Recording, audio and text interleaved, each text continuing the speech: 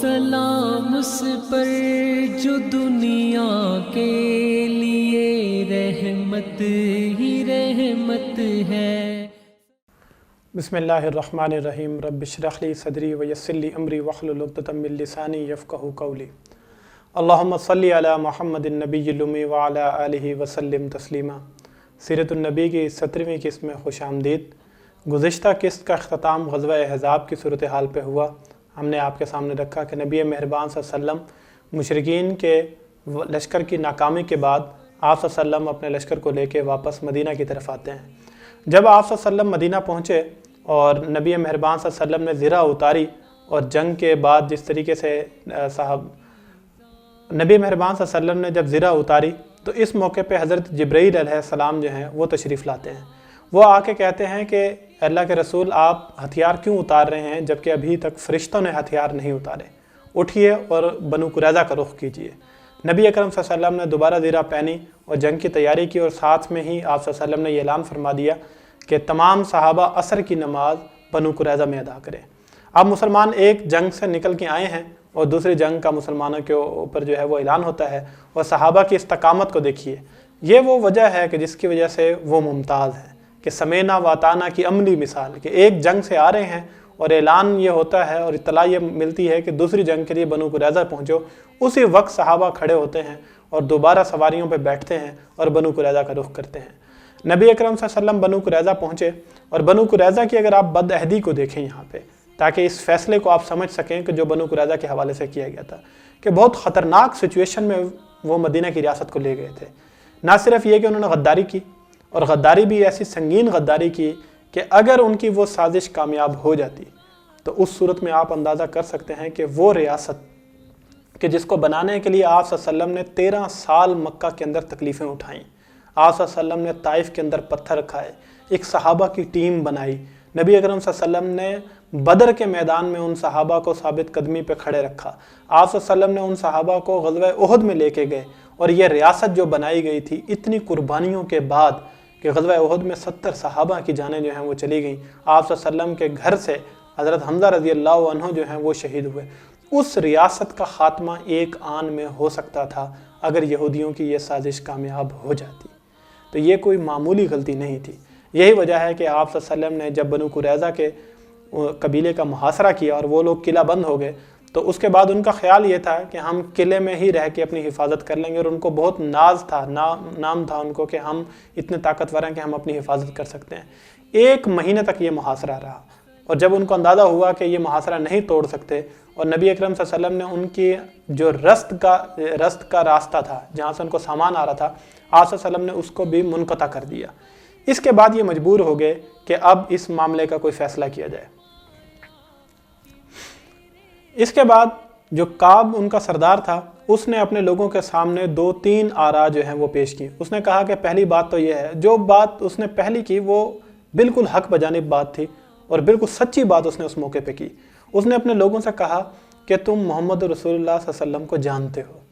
تمہیں معلوم ہے کہ وہ اللہ کے آخری رسول ہیں، ہم اپنی دشمنی اور بغض کی وجہ سے ان کے خلاف اٹھ کھڑے ہوئے ہیں۔ میرا مشورہ یہی ہے کہ تمام قبیلے کے لوگ چلیں اور محمد رسول اللہ صلی اللہ علیہ وسلم کی اطاعت قبول کریں، اور ہم اللہ کے اس دین کے اوپر آ جاتے ہیں۔ جس پر انہوں نے کہا کہ نہیں، یہ ممکن نہیں ہے، ہم نے جو دشمنی کی ہے اس میں اب یہ راستہ ہمارے لیے نہیں بچا کہ اب ہم یہاں سے، ہم اپنے دلوں کے اندر جو نفرت ہے اس کی آگ کو کسی صورت بھی بجھنے نہیں دیں گے۔ اس کے بعد جو اس نے دوسری رائے پیش کی، اس نے کہا پھر ہمارے پاس ایک ہی راستہ ہے کہ ہم اپنے بیوی بچوں کو اپنے ہاتھوں سے قتل کریں تاکہ یہ غلام اور لونڈیاں بن کے مسلمانوں کے پاس نہ چلی جائیں، اور اس کے بعد ہم تلواریں لے کے مسلمانوں کے مقابلے میں اٹھ کھڑے ہوں تاکہ ہم بے جگری سے لڑیں، اور اگر ہم مارے بھی جائیں تو ہمیں یہ خوف نہ ہو کہ ہمارے بچے غلام بنائے گئے۔ اس پر بھی وہ راضی نہ ہوئے، اور انہوں نے کہا کہ یہ تمام اقدام ہم نے اپنے بچوں کے لیے کیے تھے، اور اب تم یہ کہتے ہو کہ ہم اپنے ہی ہاتھوں سے اپنے بچوں کو قتل کر دیں۔ تو پھر اس نے کہا کہ میرے پاس کوئی ایسی رائے نہیں ہے کہ جو میں تمہیں دے سکوں۔ یہ وہ موقع ہے کہ جہاں پہ اس کے لوگوں نے پھر اس سے کہا کہ کیوں نہ تم نبی مہربان صلی اللہ علیہ وسلم سے مذاکرات کرو اور ان سے کہو کہ ہمارے بارے میں وہی فیصلہ کر دیں جو بنو قینقاع کے بارے میں فیصلہ کیا گیا تھا کہ ان کو ہجرت کی اجازت دی گئی۔ کعب نے کہا کہ ٹھیک ہے، میں اس کے لیے مذاکرات کا کعب نے نبی مہربان صلی اللہ علیہ وسلم کے پاس پیغام بھیجا اور حضرت ابو لبابہ رضی اللہ عنہ جو ہیں ان کے حوالے سے آتا ہے کہ نبی صلی اللہ علیہ وسلم نے ان کو بھیجا۔ حضرت ابو لبابہ رضی اللہ عنہ قبل اسلام جو ہے وہ اس قبیلے کے ساتھ ایک معاہدے میں رہ چکے تھے اور ان کے تعلقات تھے۔ جیسے ہی حضرت ابو لبابہ رضی اللہ عنہ وہاں پہنچے تو یہودیوں نے یہ کیا کہ اپنے بچوں کو اور اپنی عورتوں کو آگے کر دیا، اور وہ روتے دھوتے ہوئے جب ان کے سامنے آئے تو ان کا دل پسیج گیا، اور یہاں پہ انہوں نے کہا کہ آپ ہمارے بارے میں کیا رائے دیتے ہیں؟ تو حضرت ابو لبابہ رضی اللہ عنہ نے کہا کہ میں تمہیں یہی رائے دوں گا کہ تم اپنے آپ کو محمد رسول اللہ صلی اللہ علیہ وسلم کے حوالے کر دو، اس کے بعد وہ جو چاہیں فیصلہ کریں۔ تو انہوں نے کہا کہ ہمارے بارے میں کیا فیصلہ ہوگا؟ تو حضرت ابو لبابہ رضی اللہ عنہ نے اپنی گردن کی طرف اشارہ کیا کہ تمہاری گردنیں کاٹ دی جائیں گی۔ تو جب انہوں نے یہ اشارہ کر دیا تو ان کو احساس ہوا کہ میں نے اللہ کے رسول کا جو فیصلہ ہے وہ یہاں پہ اس کا راز جو ہے وہ کھول دیا ہے، اور وہ وہاں سے نبی اکرم صلی اللہ علیہ وسلم کے پاس آنے کی بجائے مدینہ منورہ چلے گئے اور جا کے مسجد نبوی کا جو ممبر تھا اس کے ساتھ اپنے آپ کو رسیوں سے باندھ دیا اور کہا جب تک اللہ تعالیٰ میری اب توبہ قبول نہیں کرے گا تب تک میں اپنے آپ کو یہاں سے رسیوں سے نہیں آزاد کروں گا۔ نبی صلی اللہ علیہ وسلم کو اس کی اطلاع ملتی ہے، آپ کہتے ہیں کہ اگر ابو لبابہ میرے پاس آتے تو میں ان کے لیے دعا کر دیتا، اب جب کہ وہ یہ کر چکے ہیں اب تو اللہ ہی ان کی توبہ قبول کرے گا اور وہ وہاں سے آزاد ہوں گے، اور اللہ تعالیٰ نے ان کی توبہ کو قبول کیا۔ ایک اس کی واقعے کی بڑی اچھی تفصیلات موجود ہیں سیرت کی کتابوں میں، آپ ضرور اس کا مطالعہ کیجیے گا۔ اس کے بعد نبی مہربان صلی اللہ علیہ وسلم نے جب ان کے حوالے سے فیصلہ کرنا چاہا اور جب ان کے قبیلے والوں نے اپنے آپ کو حوالے کر دیا تو یہاں یہ وہ موقع ہے کہ جس کے اوپر قبیلہ اوس کے جو لوگ تھے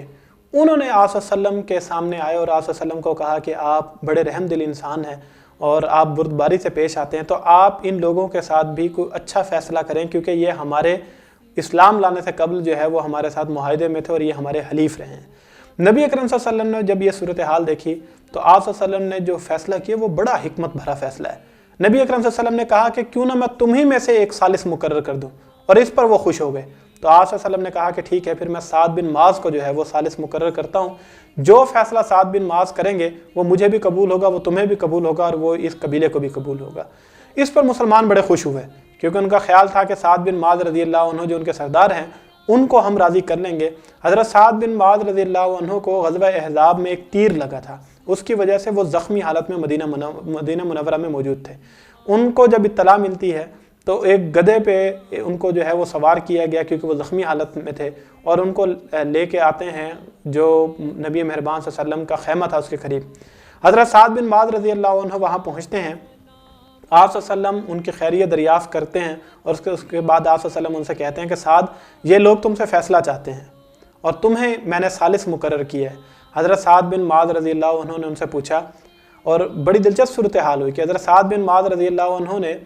جو قبیلہ بنو قریظہ کی جگہیں تھیں ان کی طرف اشارہ کر کے پوچھا کہ کیا ان پر میرا فیصلہ نافذ ہوگا؟ نبی اکرم صلی اللہ علیہ وسلم نے فرمایا کہ ہاں سعد تم فیصلہ کرو، وہ ان پر بھی نافذ ہوگا۔ پھر حضرت سعد نے پوچھا اور اشارہ کیا مسلمانوں کی طرف کہ کیا ان پر بھی میرا فیصلہ نافذ ہوگا؟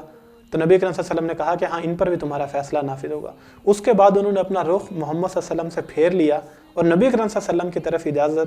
اشارہ کیا کہ کیا آپ پر بھی میرا فیصلہ ہوگا؟ تو نبی صلی اللہ علیہ وسلم مسکرائے اور انہوں نے کہا کہ سعد تم فیصلہ کرو، آج تمہارا فیصلہ سب پر نافذ ہوگا۔ اور حضرت سعد بن معاذ رضی اللہ عنہ نے اس وقت جو فیصلہ کیا انہوں نے کہا پھر میرا فیصلہ یہی ہے کہ ان کے مردوں کو قتل کر دیا جائے، ان کے بچوں اور ان کی عورتوں کو غلام بنا لیا جائے، اور ان کے مال و اسباب جو ہیں وہ مسلمانوں میں تقسیم کر دیے جائیں کیونکہ انہوں نے اللہ کے رسول کے ساتھ بدعہدی کی ہے۔ اور ساتھ ہی حضرت سعد بن معاذ نے کہا جب اوس کے لوگوں نے ان کو مجبور کرنا چاہا کہ وہ اس طرح کا سخت فیصلہ نہ کرے تو حضرت سعد بن معاذ رضی اللہ عنہ نے کہا کہ آج وہ دن ہے کہ سعد کو اپنے رب کے علاوہ کسی کی پرواہ نہیں ہوگی کہ اس کے فیصلہ کس کے اوپر جا کے پڑتا ہے، اور انہوں نے کہا کہ میں صرف خدا کی رضا کو آج مد نظر رکھوں گا، میں یہ نہیں دیکھوں گا کہ لوگ کیا چاہتے ہیں۔ جب حضرت سعد بن معاذ رضی اللہ عنہ کے منہ سے یہ الفاظ نکلے تو نبی اکرم صلی اللہ علیہ وسلم خوش ہوئے اور آپ صلی اللہ علیہ وسلم نے مسکرا کے فرمایا کہ سعد کیا تم جانتے ہو کہ 7ویں آسمان پر یہی فیصلہ ہوا تھا جو تم نے کیا ہے؟ اللہ اکبر۔ اور حضرت سعد بن معاذ رضی اللہ عنہ اس کے بعد جو ہے وہ شہید ہو گئے تھے، کچھ دنوں بعد ان کی وفات ہو گئی تھی، اور آپ صلی اللہ علیہ وسلم نے ان کے حق میں دعا کی، اور تمام لوگ جو ہیں وہ دیکھ رہے تھے کہ کتنی عظمت سے وہ اس دنیا سے رخصت ہوئے، اور اس کے بعد جو فیصلہ ہوا اس کے اوپر عمل کیا گیا۔ جو بنو قریظہ کے لوگ تھے ان کو لے جایا گیا، اور ان کے جو مرد تھے جو جنگجو تھے ان کو قتل کیا گیا، اور ان کی عورتوں کو اور ان کے بچوں کو نبی مہربان صلی اللہ علیہ وسلم نے اس مدینہ کی ریاست کا حصہ بنایا اور ان کے مال و اسباب ان کے پاس آئے۔ یہ تھوڑی دیر کے لیے اگر آپ دیکھیں تو کبھی کبھار ہمارے لوگوں کو یہ فیصلے تھوڑے سے سخت معلوم ہوتے ہیں، لیکن اگر آپ اس کی حکمت کو دیکھیے کہ پہلی بات تو یہ ہے کہ نبی اکرم صلی اللہ علیہ وسلم نے یہودیوں سے یہ بات بھی پوچھی تھی کہ تم خود بتاؤ کہ تمہاری کتابوں میں غداری کی کیا سزا ہے؟ تو انہوں نے کہا ہماری کتابوں میں غداری کی سزا یہی ہے کہ جو کوئی تم سے غداری کرے ان کے مردوں کو قتل کرو اور ان کے بیوی بچوں کو غلام بناؤ اور ان کے مال و اسباب پہ قبضہ کرو۔ تو نبی مہربان صلی اللہ علیہ وسلم نے انہی کے مطابق ان کے ساتھ فیصلہ کیا۔ دوسری صورتحال اگر آپ یہ دیکھیں کہ اگر وہ اپنی سازش میں کامیاب ہوتے تو کیا یہی سب کچھ وہ مسلمانوں کے ساتھ کرنے نہیں جا رہے تھے؟ کیا یہی صورتحال مسلمانوں کے ساتھ پیش نہیں آنی تھی؟ اور جب یہ فیصلہ وہ کر دیتے، اگر ان کی یہ سازش کامیاب ہو جاتی، تو کیا خیال ہے کہ بنو قریظہ کے بعد دیگر قبائل بھی اسی طرح کی حرکتیں نہ کرتے، اور اس کے بعد لوگوں کو یہ محسوس ہوتا کہ مدینہ کی ریاست ایسے ہاتھوں کے اندر ہے کہ جو صرف معافی کرنا جانتے ہیں، جو دشمنوں کو اور جو ظالموں کے اوپر سخت ہاتھ رکھنا نہیں جانتے۔ لیکن نبی مہربان صلی اللہ علیہ وسلم نے اپنے فیصلے سے سب کو یہ باور کروا دیا، اور پورے عرب کو یہ بات معلوم ہو گئی کہ جہاں آپ صلی اللہ علیہ وسلم رحم دل ہیں، وہاں آپ صلی اللہ علیہ وسلم ظالموں کو سزا دینا بھی جانتے ہیں۔ اور حقیقی بات یہ ہے کہ ان کے بچوں کو اسلام نصیب ہوا، ان کی عورتوں کو ان کے مردوں سے زیادہ اچھے مرد صحابہ کی صورت میں ملے، اور ان کے لیے آخرت کی کامیابی جو ہے وہ مقدر بنی۔ نبی مہربان صلی اللہ علیہ وسلم غزوہ بنو قریظہ سے جب فارغ ہوئے تو اس کے بعد مسلمانوں کی دھاک جو ہے وہ پورے عرب کے اوپر بیٹھ چکی تھی۔ سن 6 ہجری کے اندر آپ صلی اللہ علیہ وسلم ایک خواب دیکھتے ہیں۔ خواب کے اندر آپ صلی اللہ علیہ وسلم نے دیکھا کہ آپ کے جانثار صحابہ آپ کے ساتھ ہیں اور آپ عمرہ کر رہے ہیں۔ خواب کسی پیغمبر کو جب آتا ہے تو وہ اللہ تعالیٰ کا حکم ہوتا ہے، وہ وحی کی ایک صورت ہوتی ہے۔ نبی اکرم صلی اللہ علیہ وسلم فجر کی نماز جب پڑھنے گئے تو آپ صلی اللہ علیہ وسلم کا معمول تھا کہ فجر کی نماز کے بعد آپ صحابہ کے ساتھ بیٹھا کرتے تھے، اور معمول کی ایک گپ شپ جس کو آپ کہتے ہیں کہ وہ لگا کرتی تھی۔ نبی اکرم صلی اللہ علیہ وسلم نے اپنے خواب بھی اسی موقع پہ سنایا کرتے تھے۔ یہ وہ موقع ہے کہ اس دن آپ صلی اللہ علیہ وسلم بہت خوش تھے۔ اس کی وجہ یہ تھی کہ صحابہ کو اپنے وطن سے آئے 6 سال ہو چکے تھے، جہاں وہ لوگ پلے بڑھے، جہاں ان کے خاندان تھے، جہاں ان کی عمر گزری، نبی مہربان صلی اللہ علیہ وسلم کی خود جہاں پہ زندگی گزری، ان کے آباء و اجداد کی قبریں تھیں، ان کے گھر تھے، وہ چھوڑے ہوئے ان کو 6 سال کا عرصہ ہو چکا تھا، اور وہ ان کو یاد کیا کرتے تھے۔ نبی صلی اللہ علیہ وسلم نے اس موقع پہ جب اپنا خواب سنایا تو تمام صحابہ خوش ہو گئے اور ان کے چہرے چمک اٹھے کہ اللہ تعالیٰ نے جو ہے وہ ہمارے لیے اب یہ راستہ نکال دیا کہ ہم اپنے گھروں کی طرف جائیں گے، اور سب سے بڑی بات اپنے گھر سے زیادہ جو ان کو ایک دل کے اندر ان کی چیز موجود تھی کہ اللہ کے گھر کو ہم 6 سال بعد دوبارہ دیکھ سکیں گے۔ تو صحابہ وہاں سے اٹھتے ہیں اور اپنے گھروں میں جب جا کے اطلاع دیتے ہیں تو ہر طرف یہ خبر پھیل گئی، اور زور و شور سے یوں سمجھیں کہ تیاریاں جو ہیں وہ ہونے لگی، اور نبی اکرم صلی اللہ علیہ وسلم نے اس موقع پہ اعلان کیا کہ جو کوئی ساتھ چلنا چاہے وہ ساتھ چلے۔ تو تمام صحابہ اس موقع پہ تیار ہوئے سوائے منافقین کے۔ انہوں نے مختلف قسم کے بہانے تراشے، نبی مہربان صلی اللہ علیہ وسلم نے ان پہ زبردستی نہ کی، اور آپ صلی اللہ علیہ وسلم 1400 صحابہ کو اپنے ساتھ لے کے مکہ کی طرف روانہ ہوتے ہیں۔ ادھر یہ خبر مکہ کے لوگوں تک پہنچتی ہے، اور انہوں نے بندوبست یہ کیا کہ حضرت خالد بن ولید رضی اللہ عنہ جو اس وقت تک کبھی مسلمان نہیں ہوئے تھے، ان کے ساتھ ایک دستے کو روانہ کیا کہ تم راستے میں ہی ان کے اوپر حملہ کر دو اور ان کا خاتمہ کر دو، کیونکہ ان کو یہ معلوم تھا کہ ان کی تعداد کم ہے اور وہ صرف 1400 کی تعداد میں جو ہے وہ سفر کر رہے ہیں مکہ کی طرف۔ نبی مہربان صلی اللہ علیہ وسلم تک یہ خبر جو ہے وہ بشیر بن سفیان جو ہے وہ پہنچاتا ہے، اور وہ آ کے یہ نبی صلی اللہ علیہ وسلم کو یہ بتاتا ہے۔ وہ آپ صلی اللہ علیہ وسلم کا دوست تھا، اس نے آپ صلی اللہ علیہ وسلم تک یہ خبر پہنچائی کہ مشرکین مکہ نے حضرت خالد بن ولید کو فلاں مقام پہ کھڑا کیا ہوا ہے اور وہ آپ کے اوپر حملہ آور ہوں گے۔ آپ صلی اللہ علیہ وسلم اس موقع پہ بہت رنجیدہ ہوئے، اور نبی اکرم صلی اللہ علیہ وسلم نے فرمایا کہ اس وقت اگر ہم قریش کی حالت میں دیکھتا ہوں تو وہ بھوک سے مر رہے ہیں، جنگوں سے ان کا برا حال ہے، لیکن میرے خلاف میرے اپنے ہی خاندان کی دشمنی کا یہ عالم ہے کہ وہ اس سے باز نہیں آ رہے، جبکہ میں صرف اللہ کا گھر دیکھنے جا رہا تھا۔ لیکن نبی صلی اللہ علیہ وسلم نے اس موقع پہ بھی ایک رحم دلی کا یہ مظاہرہ کیا کہ آپ صلی اللہ علیہ وسلم نے صحابہ سے کہا کہ کوئی ہے جو ہمیں ایک مختلف راستے سے لے کے جا سکے تاکہ میری مٹ بھیڑ جو ہے وہ خالد بن ولید کے لشکر سے نہ ہو۔ آپ دیکھیے کہ کتنی امن پسند دین ہے کہ ہر ممکن کوشش کی جا رہی ہے کہ کسی طریقے سے خون نہ بہے، ہر ممکن کوشش کی جا رہی ہے، معاہدے کیے گئے، لوگوں کو روکا گیا کہ کسی طریقے سے جنگ سے بچ جائیں۔ نبی مہربان صلی اللہ علیہ وسلم کو ایک مختلف راستے سے لے جایا جاتا ہے۔ حدیبیہ کا مقام جو ہے وہ مکہ سے مدینہ کی طرف راستے میں نہیں آتا، یہی وجہ ہے کہ آپ صلی اللہ علیہ وسلم نے راستہ بدلا اور پھر حدیبیہ کا مقام آیا۔ حدیبیہ کے مقام پہ آپ صلی اللہ علیہ وسلم جب پہنچے تو وہاں پہ آپ کی اونٹنی بیٹھ گئی۔ नबी सल्लल्लाहु अलैहि वसल्लम ने उसको खड़ा करना चाहा लेकिन वो खड़ा ही नहीं हुई। आप सल्लल्लाहु अलैहि वसल्लम सफ़र जारी रखना चाहते थे लेकिन वो ऊँटनी वहाँ पे टिक के बैठ गई। ये वो मौका है कि आप सल्लल्लाहु अलैहि वसल्लम को एहसास हुआ कि इसमें अल्लाह ताला की कोई निशानी है, तो नबी सल्लल्लाहु अलैहि वसल्लम भी उतर आए और आप सल्लल्लाहु अलैहि वसल्लम ने सहाबा से कहा कि हम यहीं क़याम करेंगे। अब सहाबा जो हैं वो पहले ही बेताब थे, अपने घरों को जाना चाहते थे। उन्होंने जब ये देखा कि सफ़र रुक गया है तो वो थोड़े से अफसरदा हुए कि ऐसा क्यों हो रहा है कि अब हम बिल्कुल जब मक्का के करीब पहुँच चुके हैं तो हम यहाँ पर क्यों रुक रहे हैं। कुरैश को ये खबर मिलती है, खालिद बिन वलीद ये खबर देते हैं कि मोहम्मद रसूलुल्लाह सल्लल्लाहु अलैहि वसल्लम जो हैं वो अपने साथियों को लेके एक दूसरे रास्ते से मक्का आ रहे हैं, इस वजह से हमारा और उनका आमना सामना नहीं हुआ। अब ये खबर जब कुरैश तक पहुंची तो वो बड़े परेशान हुए, क्योंकि उनका ख्याल ये था कि खालिद बिन वलीद इसका सफाया कर देंगे। अब जबकि वो ये सूरत हाल देख चुके थे कि मोहम्मद रसूलुल्लाह सल्लल्लाहु अलैहि वसल्लम मक्का पहुँच चुके हैं और बिल्कुल मक्का के करीब हैं, तो अब उनके पास ऑप्शन कोई नहीं बचा। तो उन्होंने इसके ऊपर मुशावरत करना चाहिए और उन्होंने तय ये किया कि पहले ये मालूम किया जाए कि वो किस नीयत से आए हैं, क्या वो जंग की नीयत से आए हैं या सिर्फ उम्रे की नीयत से आए हैं। इसके लिए उन्होंने एक शख्स को मुकर्रर किया। इसके लिए उन्होंने बुदैल खुज़ाई जो था उसको मुकर्रर किया और उसको भेजा कि वो अल्लाह के रसूल सल्लल्लाहु अलैहि वसल्लम के करीब भी है और उनके नबी मेहरबान सल्लल्लाहु अलैहि वसल्लम की इस कबीले के साथ एक अच्छी जान पहचान थी। तो उन्होंने बुदैल खुज़ाई को भेजा कि तुम जाओ और वो मालूमात उनसे लेके आओ। बुदैल खुज़ाई आता है, नबी मेहरबान सल्लल्लाहु अलैहि वसल्लम ने उनका अच्छा इस्तकबाल किया और आप सल्लल्लाहु अलैहि वसल्लम ने उनको बताया कि तुम कुरैश को जाके बताओ कि मैं यहाँ पे सिर्फ काबे की ज़ियारत के लिए आया हूँ और यहाँ पे हम कुछ नहीं करेंगे, काबे की ज़ियारत करेंगे और यहाँ से खामोशी से वापस चले जाएंगे। मैं जंग नहीं चाहता, तुम जंग मत करो, लेकिन अगर तुम जंग करोगे तो फिर मेरा भी फैसला जंग ही होगा।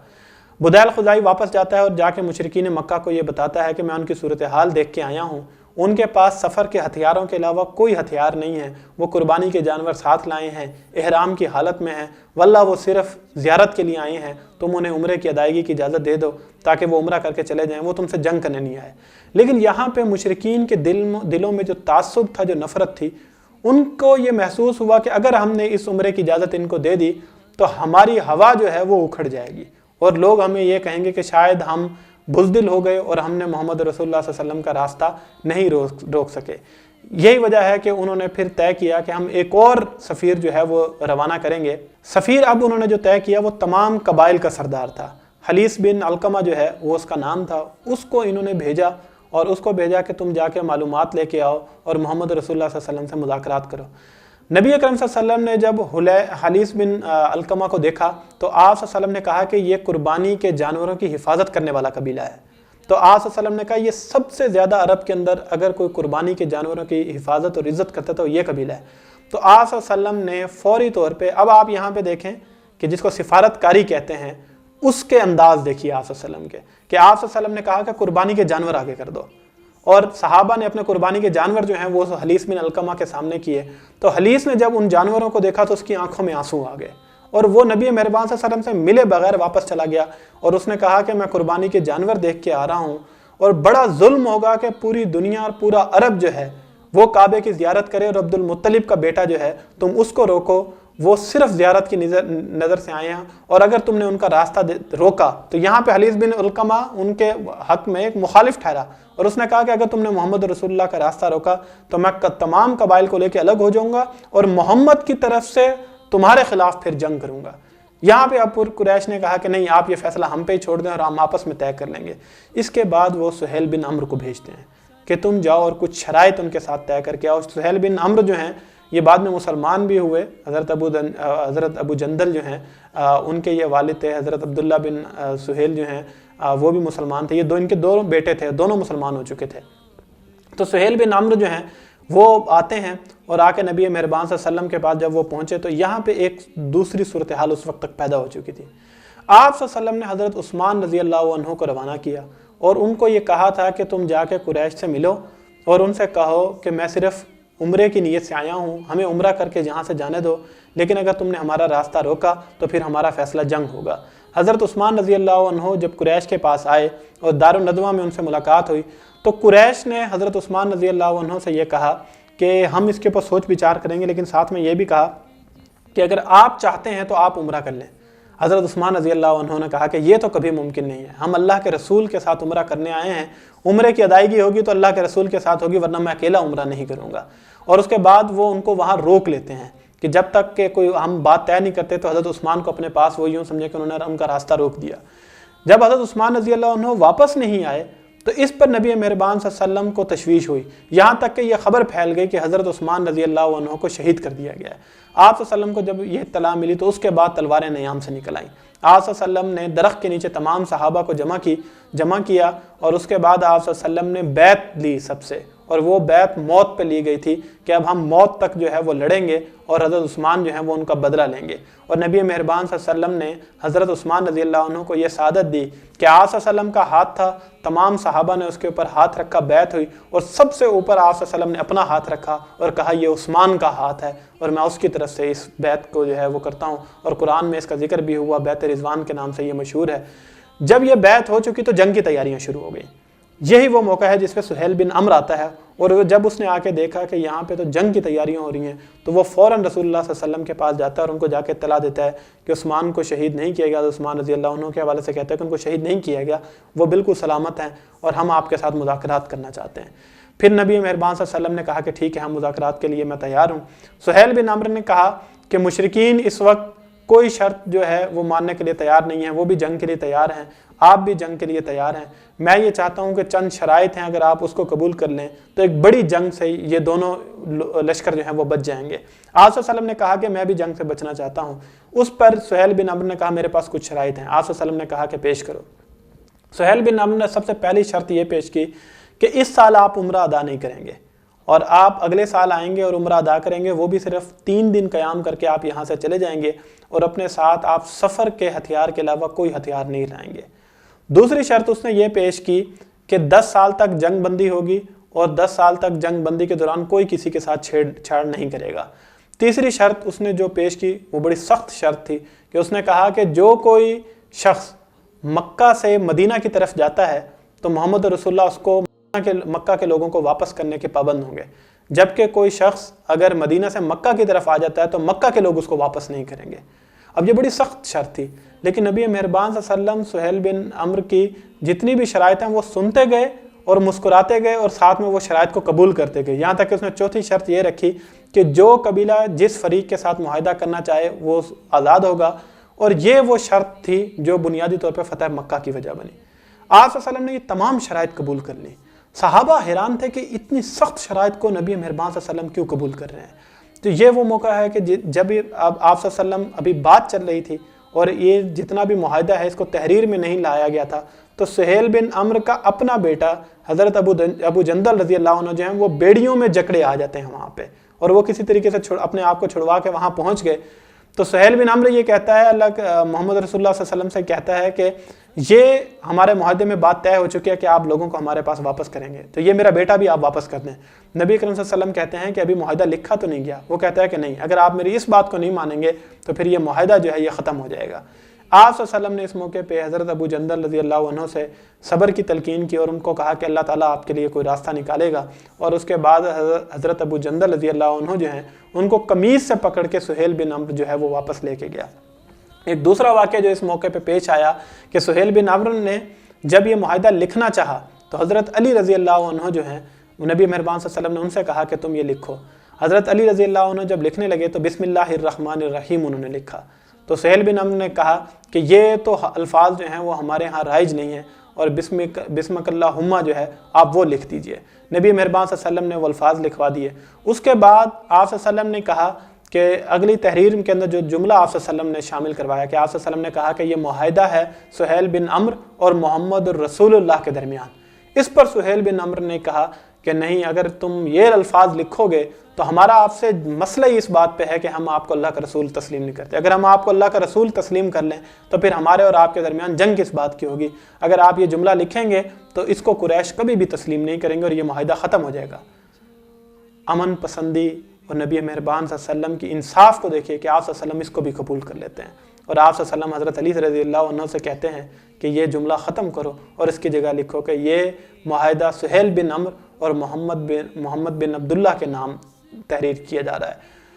हज़रत अली रज़ी अल्लाह अन्हु इस मौके पे कहते हैं कि ये नहीं हो सकता कि मैं अपने हाथों से मोहम्मद रसूलुल्लाह का लफ्ज़ काटूँ। तो आप सल्लल्लाहु अलैहि वसल्लम ने उनसे वो तहरीर वो कागज़ लिया और ख़ुद आप सल्लल्लाहु अलैहि वसल्लम ने अपने हाथों से اس کو صاف کر کے اور اس کی جگہ دوبارہ جو ہے وہ محمد بن عبداللہ جو ہے وہ لکھوایا گیا صلی اللہ علیہ وآلہ وسلم۔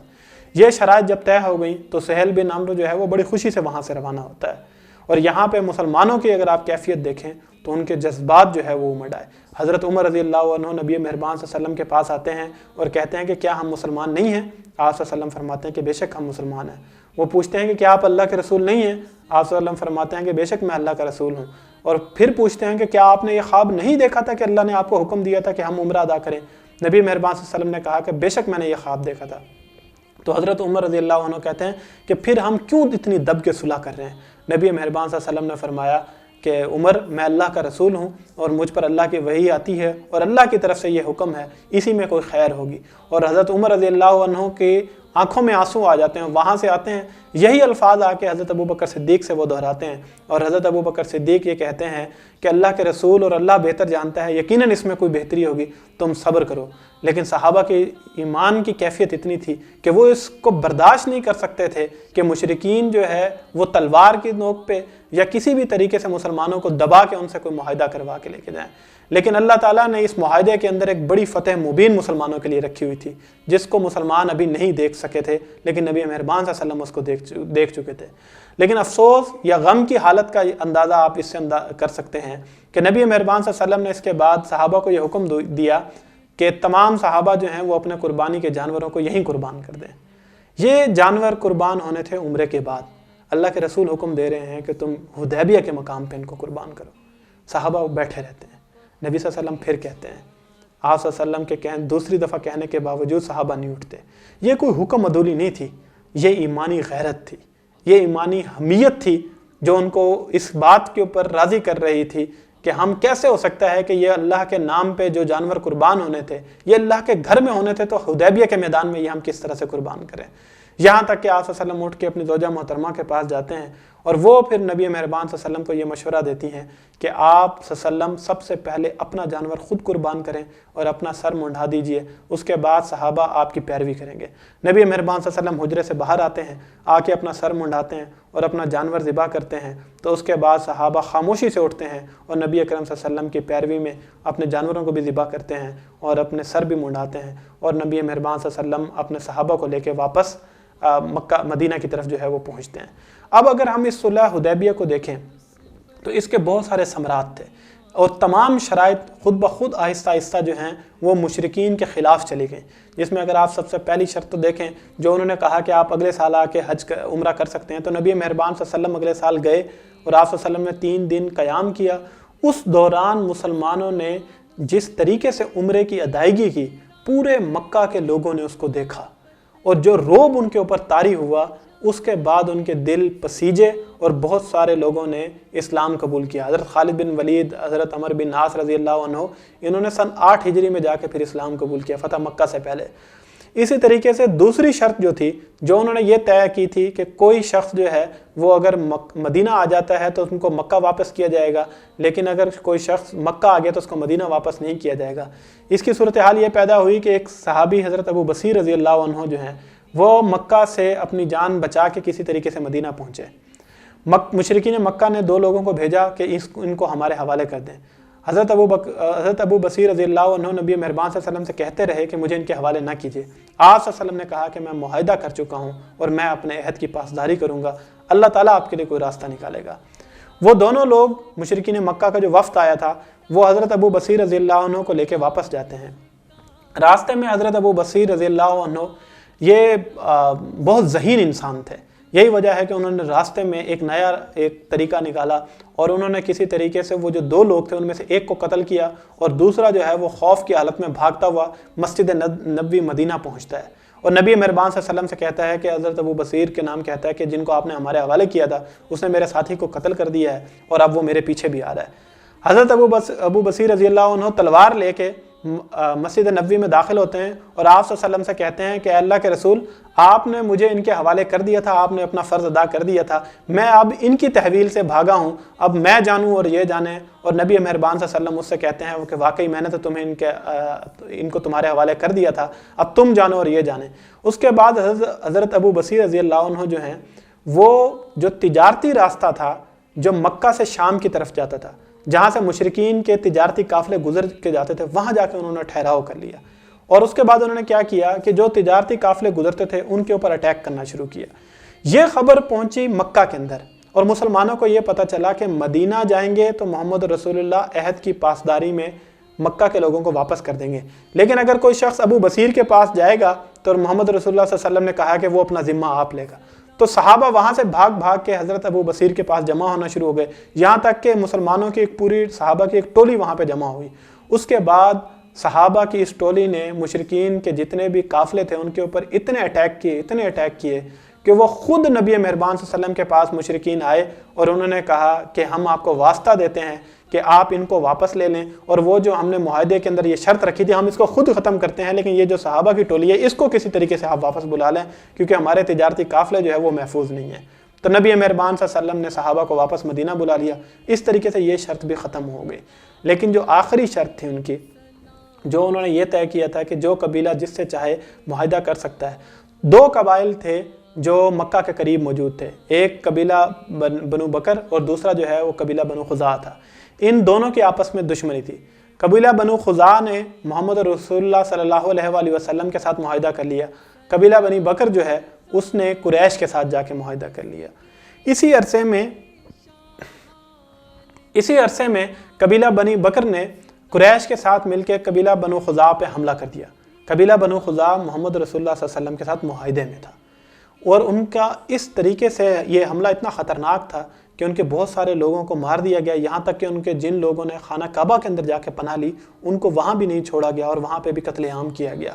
اب یہ اس عہد کی دراصل جو ہے وہ پاسداری نہیں کی گئی تھی، بدعہدی جو ہے وہ مشرکین مکہ نے اس موقع پہ کی کہ مسلمانوں کے ساتھ جس قبیلے نے عہد باندھا ہوا تھا اس کے اوپر حملہ ہوا تھا۔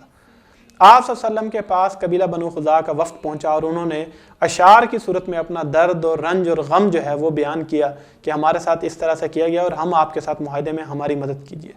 آپ صلی اللہ علیہ وسلم نے مشرکین کو یہ 3 شرائط پیش کی کہ یا تو تم وہ لوگ جنہوں نے حملہ کیا وہ ہمارے حوالے کر دو، یا ان کا خون بہا ادا کرو، یا پھر جنگ کے لیے تیار ہو جاؤ۔ مشرکین نے یہ تمام شرائط منظور کرنے سے انکار کر دیا، جس کی وجہ سے راستہ ہموار ہوا، حالات بڑھے اور فتح مکہ کی طرف نبی مہربان صلی اللہ علیہ وسلم نے پھر قدم بڑھائے۔ انشاءاللہ اگلی قسط میں اس کے حوالے سے بات ہوگی۔ اللہ تعالیٰ سے دعا ہے کہ جو کچھ ہم نے سنا ہے اس پہ ہمیں عمل کرنے کی توفیق عطا فرمائے۔ وآخر دعوانا ان الحمدللہ رب العالمین۔ کہ جس نے گالیاں سن کر دعائیں دی، سلام اس پر